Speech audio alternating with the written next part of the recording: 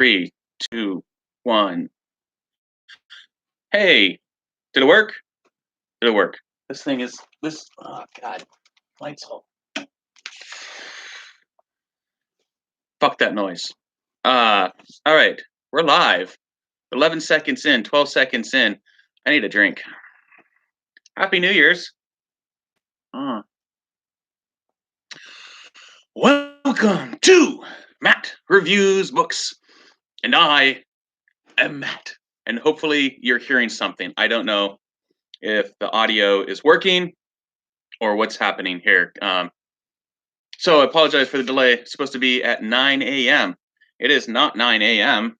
It is 9:25 because YouTube changed their eligibility requirements for going live on mobile to 1,000 subscribers.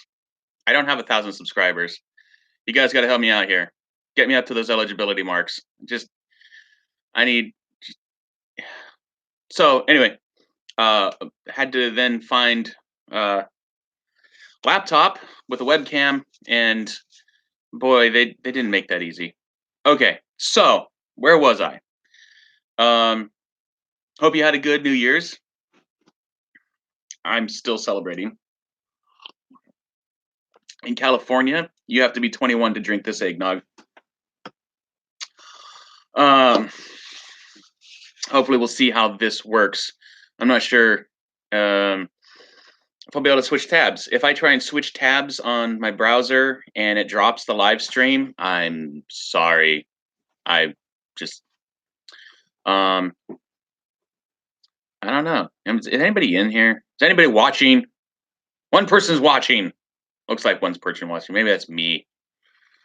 So just real quick, I'll do the spiel.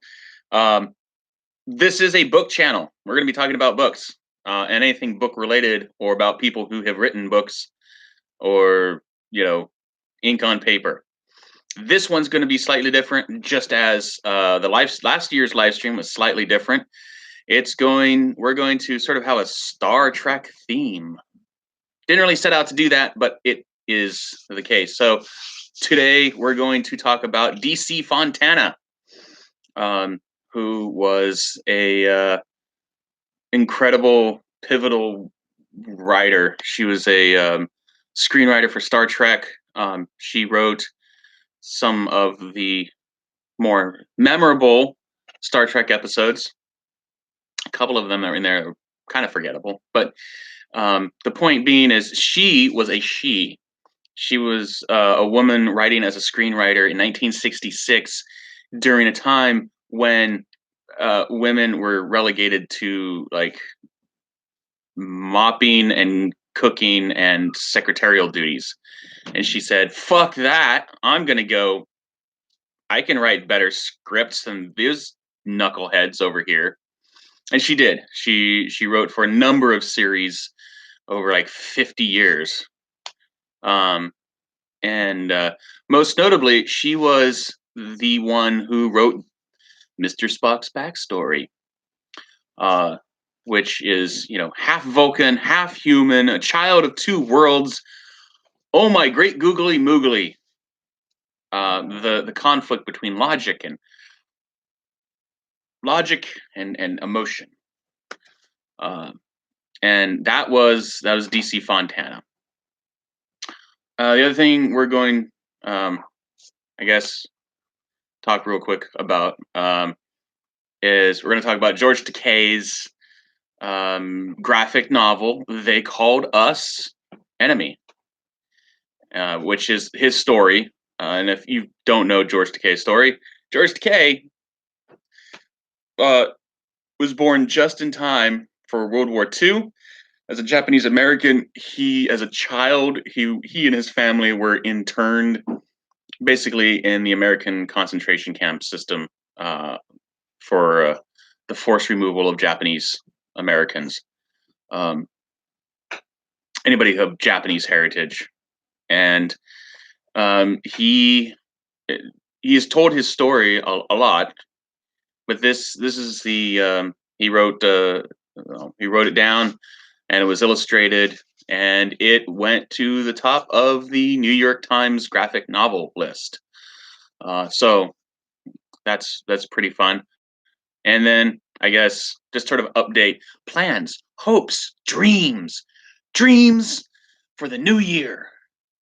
That's what I want to talk about. I'm just going to ramble for another 25 minutes. Okay? All right. So, DC Fontana. If you don't know who DC Fontana is, we're going to start off with Charlie X.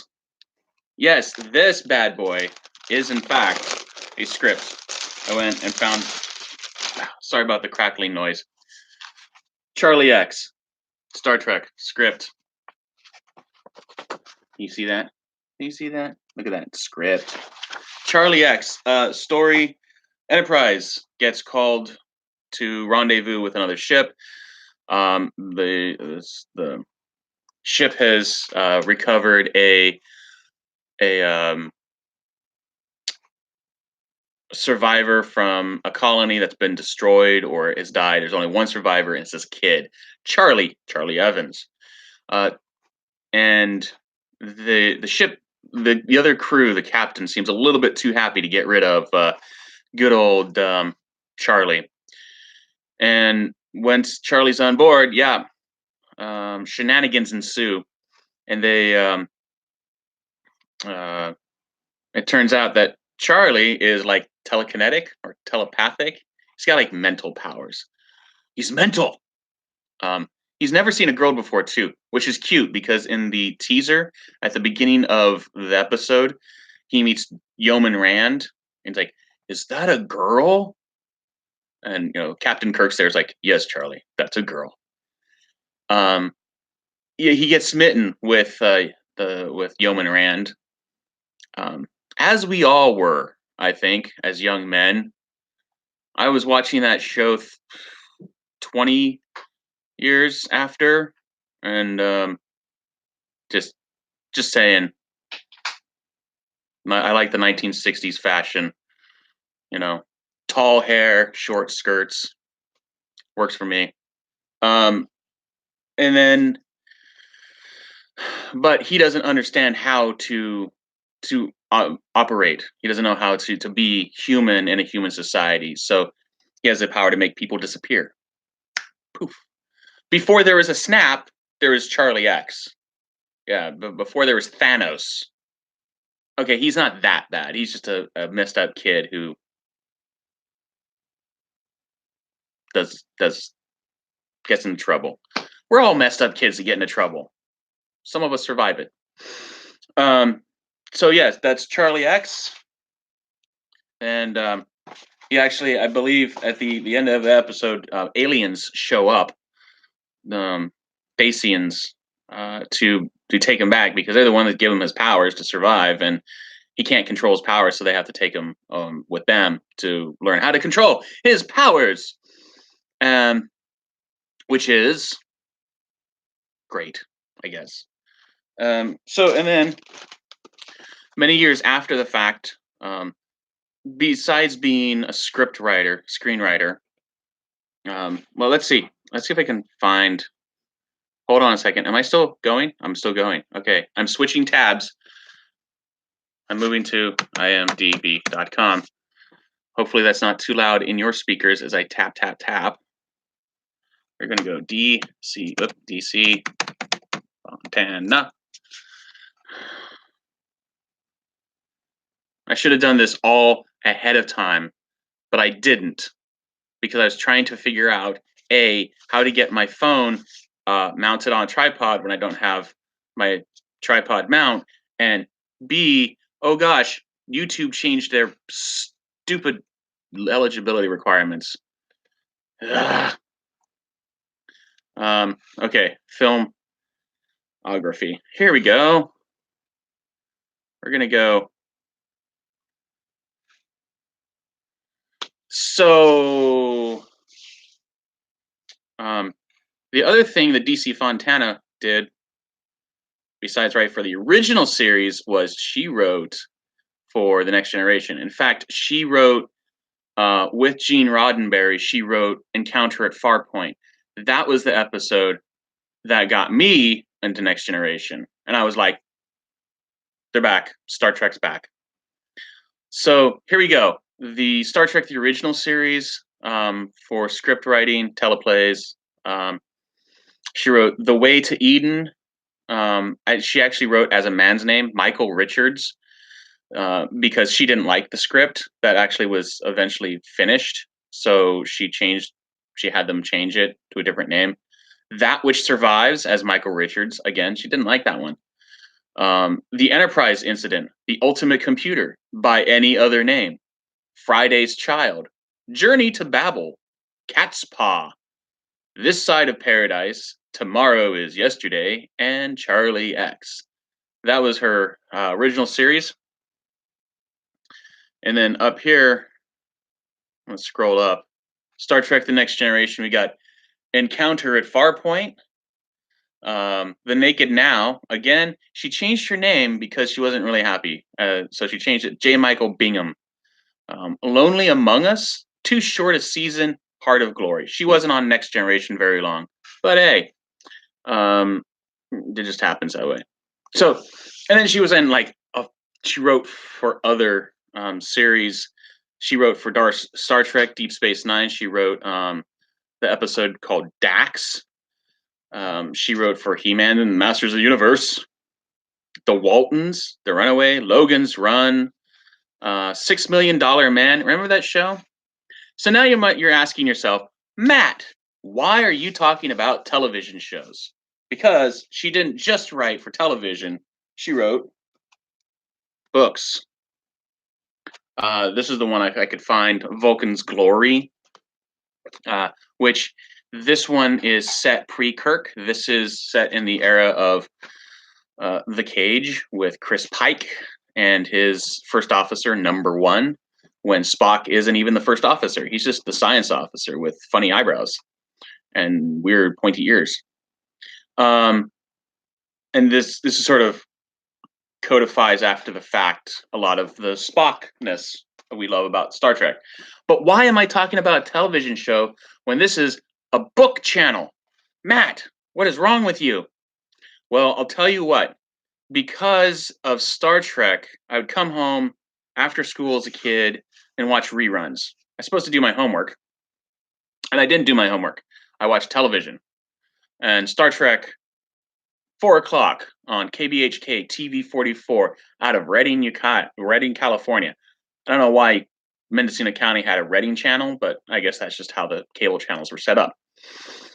KBHK TV 44, 4 o'clock, Star Trek.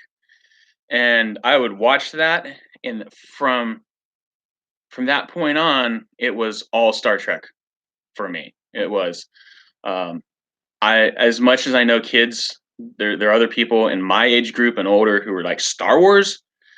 It was books. A lot of my reading at that point, I would go find books in the used bookstore. I would be looking for DC Fontana, Vonda and Mike McIntyre, David Friedman, I think his name was. Peter Friedman. Yeah, I can't remember. And those I had a lot of Star Trek books for a while. I don't know what happened to them. I'm very, very sad. And my imagination, when I turn off the TV, I'd go and I pretend to be Kirk or McCoy. Usually Kirk, because Kirk was cool. He would he always had the fist fights. Everybody else was like just the smart ones who actually solved the problems. Kirk was the one who was like the pretty boy. So in that regard, DC Fontana, her writing those episodes, and Charlie X is always rung solid with me. It's always been one of those episodes I've remembered all these many years later. 30 years later. 35. Let's face it. I was watching TV. Latchkey kid watching TV. And then she passed. She's passed 2019, last year, December. Unfortunately, at the same time, I didn't know this. Robert Walker Jr. Did I get his name right? Yeah, Robert Walker Jr. also passed in 2019, and Robert Walker Jr. was the titular character. I don't know what that was. I think I need another sip. Hmm. He was Charlie X. Um, Never really heard about him after that, but he has a pretty good career. He did some stuff. So that was, I think, um, that episode and DC Fontana's work as a whole impacted me, and I guess you could say that one of the core um, themes of Star Trek being like sort of hope and optimism and finding solutions peaceably. Really, that was part of DC Fontana. And then also, like, come on, she was a woman who, she took on the society of patriarchy that said women can't do this, and she went, "Yeah, right. Let me show you," and she did, and it became like one of the a grande dame of science fiction writing. She also was really into, actually, where she got her start was writing for westerns, and she was writing for westerns as with Gene Roddenberry, and that's where Gene Roddenberry met her, and he knew what she could do. And Gene Roddenberry, he always had he's like, I don't care if you're black, white, woman, man, you can do the job. Just do the job. Just get me results. Write the script. Act. Um, but so yeah, I think that's good. I think I've been yapping for 16 minutes and 45 seconds according to the timer here. And let's moving on. Moving on to here. I gotta. Oh, for Pete's sake, my hands aren't working. George Takei. They call it his enemy. Um. So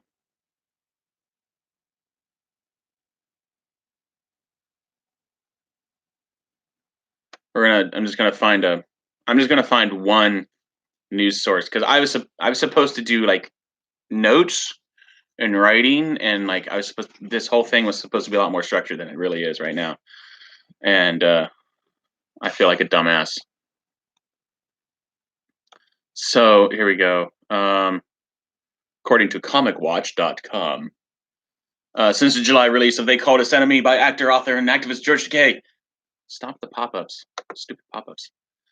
This heartfelt graphic memoir has been met with outstanding success and acclaim, spending over 10 weeks on the New York Times bestseller list. That's pretty cool. Graphic novels don't do that a lot. Graphic novels are graphic novels. I love graphic novels, but they don't always fly.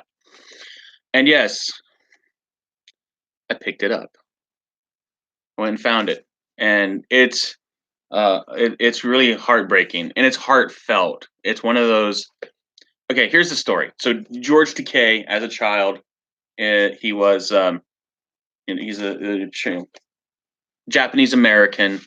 In fact, he was like, in some ways he's part of the Star Trek. You got to have one ethnic person from each background. You've got the Russian, you got the Japanese, you got a black person, you got a Vulcan, and you got the alien, right? Um, Look at all the bridge crews that have ever existed in Star Trek universe, and it's sort of like um, that formula. But George Takei, Japanese American, when he was 4 or 5, he was in the middle of World War II as a civilian and Japanese American internment. He was sent to internment camp Manzanar, and basically a concentration camp in America. And he just the the struggle and the suffering and the unfortunately bigotry that he had to deal with as a child would um, really influence him later in life and into Star Trek. And in Star Trek, he was an actor who also, as an adult, had to deal with um, being a closeted gay man. And so, one of the inspirational things I take away from like George Takei and this story right here. See, it's a book, printed material, is the ability to take great adversity and turn it around to an energy and an activism in society to look at positive um, and to find a positive. Not that there was anything positive about his situation in many ways, but that there was in fact a that he used it to become a voice for positive change, and that I think is definitely worth um, bringing up. You know, and the fact that this went to the New York Times bestseller list, it's worthwhile too. I'm just gonna the graphic, the illustrations are pretty simple, relatively. They're not um, super complex, but what's important is that they convey the emotion. They convey the pathos of his story and um, the closeness of family, the struggle of family, on top of being like you're they're being racially profiled before that was a phrase. Um, I am talking to myself basically. I have an audience of one. One, I got 21 minutes, 40 seconds. All right. Um, so yeah, that's that. I think we're doing it real brief, I guess, on the George Takei side. But I think thematically, again, with put this stuff down here. Thematically, Star Trek is something. The ability of humans to overcome adversity and to find peaceful resolution. I like the Star Trek view of the world, that optimism. Man, I've watched all Star Wars movies, but it doesn't have the same kind of draw of a future, a good future beyond transporters, beyond warp speed. What the idea that that humans are still exploring for the sake of exploring, that we just take care of each other. Um, that's the Star Trek of you know DC Fontana and George Takei and Gene Roddenberry and all the rest created um, that philosophy, and I think it's still viable and worthwhile because we're kind of in a dark place. Anyway, segment 3 of this live stream. Happy New Year's again with a sip. What else? Let's see. Whoop, whoop. Turned off the microphone by accident. Sorry. So, plans, hopes, dreams, updates.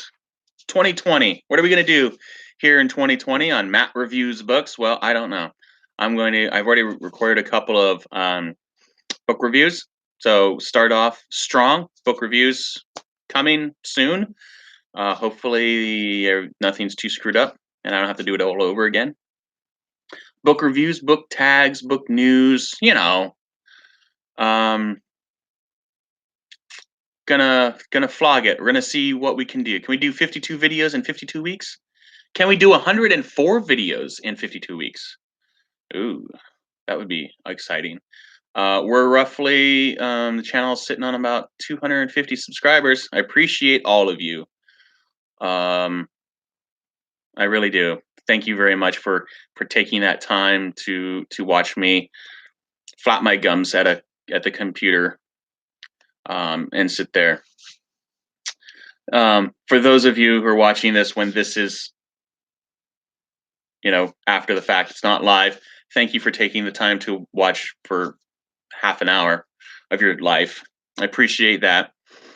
But yeah, I'm gonna, more videos. Gonna push the content, try and up the content. Got increase, better. I got a microphone for the DSLR. It's a good thing. Got a gimbal. Um, Unexpected Christmas gift. A wonderful Christmas gift. A gimbal for smartphone. So video is going to be taking the next step up in quality. Fantastic, hopefully. Um, but I hope that translates into more views, more subscribers, more engagement. I want the engagement. I really do. I like the engagement. I like hearing from you. I also something that I did when I first started on Matt Reviews Books, which is tell me what you think I should read. Give me book recommendations. I mean, there's infinite books out there, but what do you think I should talk about? I used to say that all the time, be like, what do you think I should read? Let me know. And I kind of got away from that. So we're gonna get back to that. And I don't know. I'm looking around like there's something else that could hit me to talk about. Um, but I appreciate you watching. I appreciate the support. I appreciate this eggnog. Mm. I'm gonna go continue to celebrate New Year's and probably edit video too at some point today, so I can start getting this scheduled and up. Also, if you are a booktuber and you're watching this, feel free to tag me in any of your book tags or whatever else you got going on. I feel lonely. I'm banging around out here like some sort of like free roaming electron. I don't know. I don't know if there are free roaming electrons. I'm a free range atom. I don't know. Floating around. Neutrons? Radical neutrons. If you're a scientist, tell me if I'm whatever. Tell me a subatomic particle that just sort of floats around out there and just bounces off of shit. Because that's me on BookTube on YouTube. I don't really have a connection to any of the communities on YouTube. I'm just doing my thing, and I'm a maverick. That's right. I even got dark sunglasses and a leather jacket. I'm maverick. And with that, I'm gonna sign off. About now that I've been blah blah blah blah for about half an hour. Appreciate you watching if you watch this, and I will see you next time. How do I stop this?